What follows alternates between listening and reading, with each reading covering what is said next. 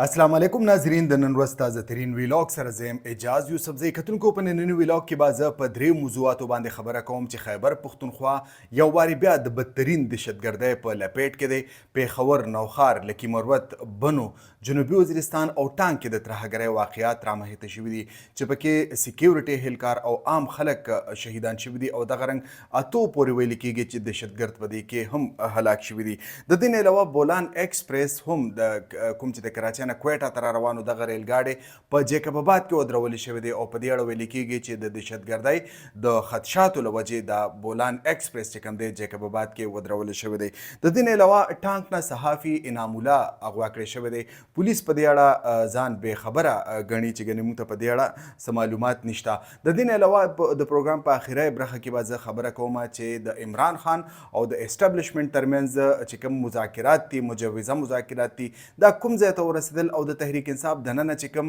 اختلافات دي د پارټۍ اعلی عهدیدارانو ترمنځ او دغه رنګ د کارکنان چې کوم متحد دي او هغوی یو مومنټم جوړ کړی دی، امکان دی چې ډي چوک په طرف یو بل مارچ اعلان وکړي شي. دا هم زما د دې ویلاګ برخه ده. کتونکو د ویلاګ باقاعده آغاز نړوان دی تاسو ته درخواست دی چې زما د یوټیوب چینل تاسو سبسکرایب کړئ، دا ویډیو لایک کړئ او په کمنټ باکس کې خپل تاثرات پرېږدوئ چې ماته پته لګي چې ستاسو آرا او تاثرات څه دي. کتونکو د پروګرام باقاعده آغاز به کوم چې خیبر پښتونخوا یو وارې بیا د بدترین دهشتګردۍ په لپیټ کې دی. لکي مروت کې د دهشتګردۍ واقعه مخې ته راغلې ده. ویل کېږي چې د ترهګرو او دغه رنګ د پولیس ترمنځ د فایرنګ تبادله وشوله. دې دوران په دغه سیمه کې یعنې بخمل ادمځی ورته ویلی شي مقامي خلک راووتل او د دهشتګردو خلاف یې د پولیس سره د ودرېدلو فیصله وکړله او چې کوم دی کاروایي وکړله او د دې په نتیجه کې ویل کېږي چې 3 تنه دهشتګرد وژل شوي دي.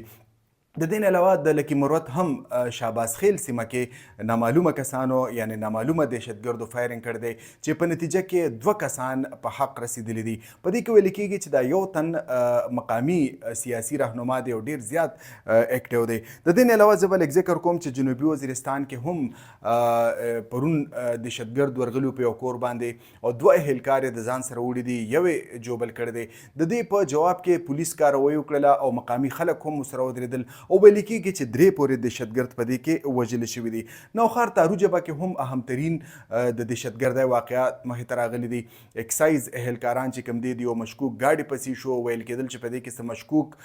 ساز و سامان پروت دی. چې کله دوی ورسېدل دغې ګاډي ته، د دغې ګاډي نه پې فایرنګ وشو او د دې په نتیجه کې د اکسایز 3 اهلکاران شهیدان شو او سب انسپکټر د اکسایز سب انسپکټر په دې کې جوبل شوی دی. کتونکو زه به لږ ذکر کوم چې بولان ایکسپریس هغه ودرولې شوی دی. څنګه چې ما ذکر وکړ په انټرو کې چې بولان ایکسپریس کوم چې د کراچۍ نه کویټا ته روانو هغه د جیکب آباد په مقام باندې ودرول شوی دی.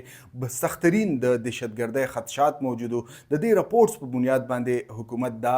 ریسک وانغستلی شو او بولان ایکسپریس چې کوم دی هغه په جیکب آباد کې سټاپ کو. کتونکو زه به لږ ذکر وکړم چې تقریبا د دې میاشتې یعنې د تېرې میاشتې په 11مه نیټه باندې جعفر ایکسپریس باندې هم حمله شوې وه. تاسو ته پته ده په دې حمله کې تقریبا 33 پورې دهشتګرد وژلي شو، 21 پورې عام مسافر په دې کې وژلي شو او دغه رنګ 4 سکیورټي اهلکار هم په دې کې وژلي شو. د پروګرام په دې برخه کې به زه ذکر کوم چې د ټانک نه صحافي انام الله محسود هغه اغوا کړی شوی دی. ویل کېږي چې نامعلومه کسان راغلل او مخونه یې پټ کړو او په باقاعده توګه دغه صحافي رانسلی دی او هغه یې د ځان سره وړی دی. تر دې دمه د هغه د کوم ځای کې دی ویر اباوټس په اړه هېڅ معلومات نشته. پولیس هم دا وایي چې د صحافي انامالله محسود د اغوا په اړه دوی ته هیڅ معلومات نشته. د دې نه علاوه زه به لږ ذکر وکړم چې په میډیا کې هم د دې صحافي د اغوا په اړه هیڅ قسمه معلومات نشته دی. په ټولو باندې پریشر دی،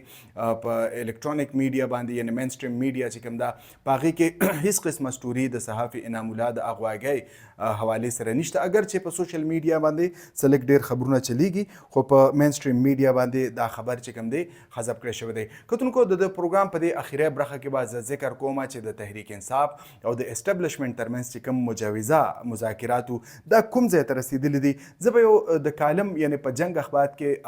اخبار کې انصار عباس یو کالم لیکلی دی. انصار عباس تاسو ته پته ده چې دا د چا سړی دی. زه به لږ ذکر وکړم چې د مسلم لیگ نون او دغه رنګ د پیپلز پارټۍ او د اسټابلیشمنټ یو اجتماعي یو چې کوم مشترکه ریپرزنټیټیو به ورته موږ ووایو هغه یو کالم لیکلی دی. په هغه کالم کې هغه د تحریک انصاف چې کوم دننه اختلافات دي دی په ډاګه کړي دي او ویل کېږي چې بیرسټر ګوهر څوک چې چیرمن د تحریک انصاف هغه د عمران خان په مشورت سره د پارټۍ چې کوم د بین الاقوامي امورو کمیټې ده او دغه رنګ چې کوم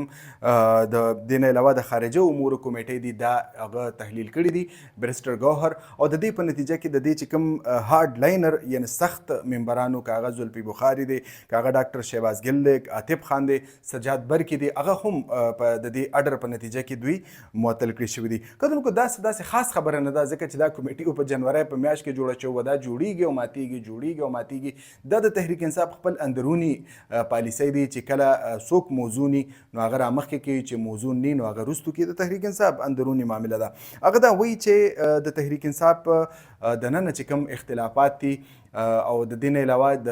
امریکا نه د ډاکټرانو یو وفد پاکستان ته راغلو او ویل کېږي چې هغه د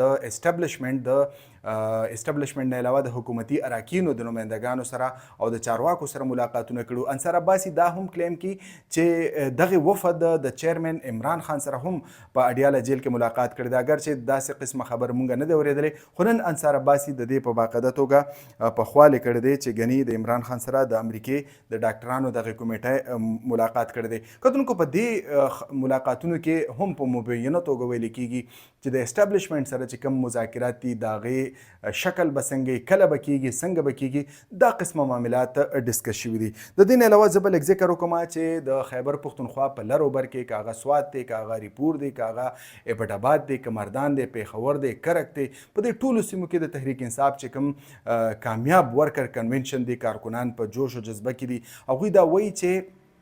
ډیر زر دی د پارټۍ چې کوم لیډرشپ دی دا اناونسمنټ وکړي دا اعلان دی وکړي چې ګنې موږ به د عمران خان د رهایۍ لپاره یو وارې بیا ډي چوک ته ځو کتونکو څنګه چې تاسو ته پته ده که چېرته ډي چوک ته راځي او د دې مشري علیما خان کې یا جنید اکبر کې څنګه چې تاسو ته پته ده په جنید اکبر باندې د تحریک انصاف د خیبر پښتونخوا کارکنان ډیر لوی اعتماد کوي نو بیا سلک ډیر د کامیابۍ امکان شته او که د علي امین ګنډاپور غوندې یا د نور غوندې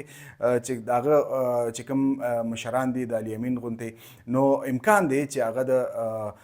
مصالحت ښکار شي او دغه مقصد خپل سر ته ونه رسي کتونکو په موجوده وخت کې څنګه چې تاسو ته پته ده د عمران خان چې کوم دا موقف دی هغه وایي چې زه به چېرته هم سمجوته ونه کړم او زه به د آیین او قانون او د جمهوریت د سرلوړۍ لپاره سربلندۍ لپاره کوشش کوم که هغه جیل که هر سي دا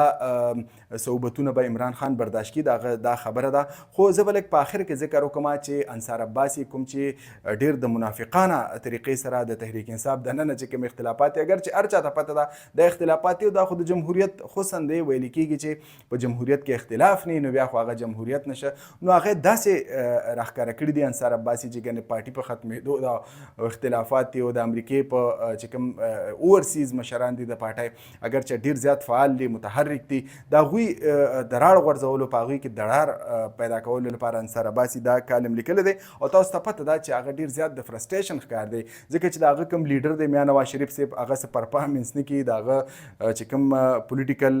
بیس دی هغه ختم شوی دی د خلکو اعتماد پرې ختم شوی دی او د هغه چې کوم ورور دی شهباز شریف صاحب د هغه د حکومت هم کارکردګي ستاسو په وړاندې ده او د دې نه علاوه آصف علي زرداري دی هغه هم داسې خاطر خوا د تحریک انصاف خلاف چې کومې کاروایي کولې هغه خو یې وکړلې دی ټولو لیډرانو خو بهرحال هغوی ته مطلوبه نتایج میلاو نه شو نو د انصار عباسي دا کالم هم په دې پس منظر کې لیکل شوی دی او په باقاعده توګه هغه د خپل فرسټریشن چې کوم دی څرګندونه کړې ده کتونکو هم دا د نننۍ ورځ همترین ویلاګ راتلونکي ویلاګ پورې اجاز یوسفزۍ ته اجازت ورکړئ د الله په امان